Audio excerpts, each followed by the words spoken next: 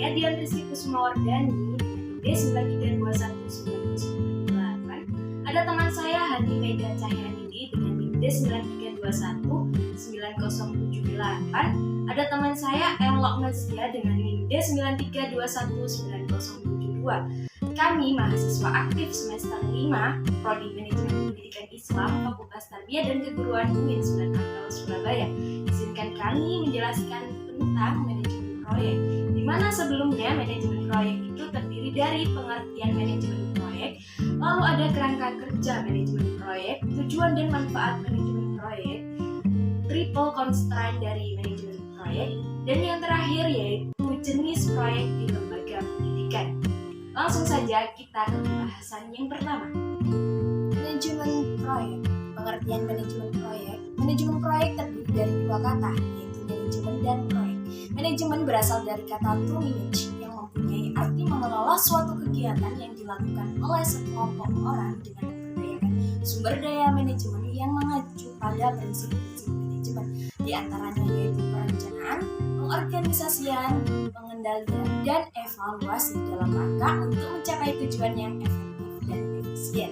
Lalu proyek sendiri yaitu adalah serangkaian kegiatan khusus yang dilakukan dengan jangka waktu tertentu untuk mencapai tujuan yang ingin dicapai. Lalu manajemen proyek sendiri yaitu adalah aplikasi dari prinsip-prinsip manajemen dalam mengelola suatu proyek. Serangkaian kegiatan yang dimulai dengan merencanakan, mengorganisasi, memimpin, dan mengendalikan sumber daya organisasi untuk mencapai sasaran dalam waktu dekat. Baik, selanjutnya memasuki materi yang kedua, yakni mengenai kerangka kerja atau framework manajemen proyek. Sebelum itu perlu kita ketahui terlebih dahulu apa sih kerangka kerja atau framework manajemen proyek itu. Jadi kerangka kerja manajemen proyek merupakan sekumpulan perangkat, prosedur, dan teknik yang terintegrasi, terikat, dan saling terkait yang dapat dipakai sebagai patokan untuk melaksanakan suatu proyek. Dalam mengembangkan kerangka kerja manajemen proyek ini tidak ada suatu kekhususan, atau bisa dikatakan kerangka kerja ini dikembangkan sesuai dengan karakteristik dari proyek tersebut. Akan tetapi terdapat 3 hal yang dapat membuat kerangka kerja manajemen proyek secara umum. Apa saja 3 hal tersebut? Yang pertama yakni perencanaan strategis. Yang kedua ada perencanaan proyek perusahaan, dan yang terakhir ada perencanaan dan pelaksanaan proyek secara khusus. Yang pertama mengenai perencanaan strategis. Apa sih perencanaan strategis itu? Jadi perencanaan strategis merupakan perencanaan yang terkait dengan tujuan strategis perusahaan.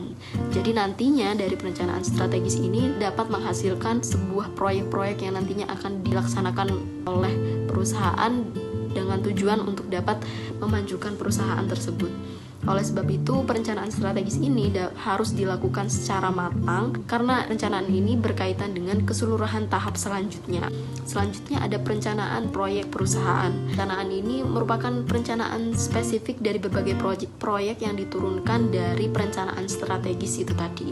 Setelah suatu perusahaan melakukan perencanaan strategis dan menurunkan proyek-proyek yang akan dikembangkan nantinya atau dilaksanakan oleh perusahaan tersebut, maka diperlukan adanya perencanaan proyek mengenai dengan dari proyek tersebut. Oleh sebab itu dibutuhkan organisasi proyek untuk membuat rencana proyek-proyek yang akan dijalankan. Lalu yang terakhir ada perencanaan dan pelaksanaan proyek secara khusus. Jadi setelah ada beberapa proyek yang ditetapkan sebelumnya dan direncanakan di perencanaan proyek perusahaan, maka perlu adanya perencanaan dan pelaksanaan proyek yang secara khusus. Materi yang selanjutnya yaitu tujuan dan manfaat dari manajemen proyek. Yang pertama yaitu tujuan umum dari manajemen proyek.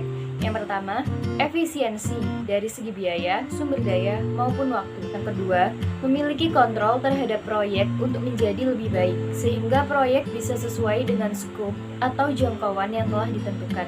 Yang ketiga, meningkatkan kualitas untuk mengukur sejauh mana perkembangan suatu bidang atau pekerjaan tersebut.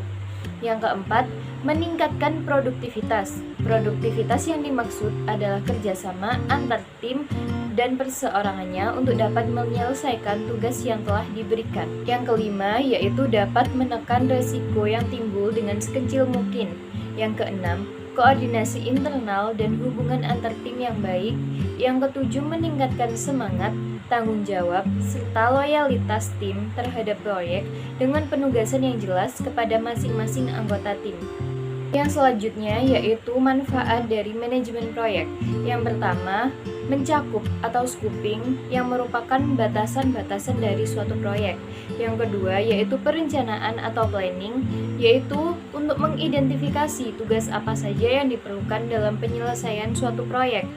Yang ketiga, perkiraan atau estimating masing-masing tugas yang dibutuhkan dalam menyelesaikan suatu proyek. Yang keempat, ada penjadwalan atau scheduling untuk mengatur jadwal aktivitas sebuah proyek.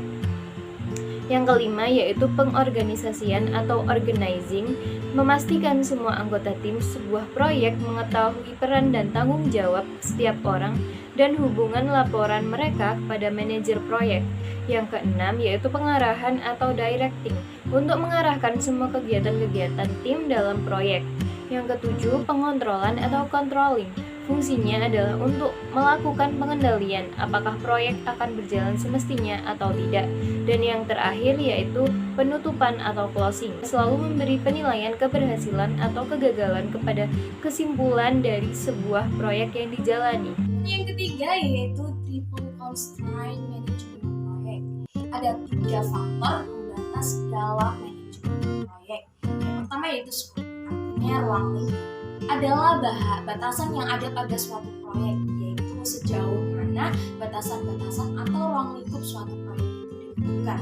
Lalu yang kedua ada time atau waktu, yaitu target utama dalam suatu proyek, bagaimana kita menentukan waktu yang diperlukan untuk menyelesaikan sebuah proyek. Lalu yang ketiga ada cost atau biaya, yaitu berapa anggaran atau besar nilai uang yang dibutuhkan untuk mengolah atau untuk melaksanakan menyelesaikan suatu proyek. Batasan tadi saling berhubungan. Karena jika ingin meningkatkan kinerja produk, maka umumnya harus diikuti dengan meningkatkan mutu, berakibat pada kenaikan biaya sehingga melebihi anggaran yang sudah ditentukan atau yang sudah ditetapkan. Bila ingin menekan biaya, maka harus berkompromi dengan jadwal. Dari segi teknis, ukuran keberhasilan proyek dikaitkan dengan sejauh mana ketiga sasaran tersebut dapat dipenuhi. Materi yang selanjutnya yaitu jenis-jenis proyek dalam lembaga pendidikan. Dilihat dari kegiatan utama proyek, ada 5 macam proyek. Yang pertama yaitu proyek konstruksi, contohnya pembangunan gedung sekolah. Yang kedua ada proyek manufaktur, contohnya untuk menghasilkan produk baru. Yang ketiga yaitu proyek penelitian dan pengembangan. Dan yang keempat, proyek pelayanan manajemen yang hasilnya berupa laporan akhir. Dan yang kelima, ada proyek kapital, contohnya pembebasan tanah. Di dalam jenis-jenis proyek tersebut harus mencakup sebuah kriteria yang dimana isinya adalah menggambarkan realitas situasi pengambilan keputusan, capable untuk dilaksanakan, fleksibel dalam menghasilkan produk yang diharapkan, dan mudah diimplementasikan.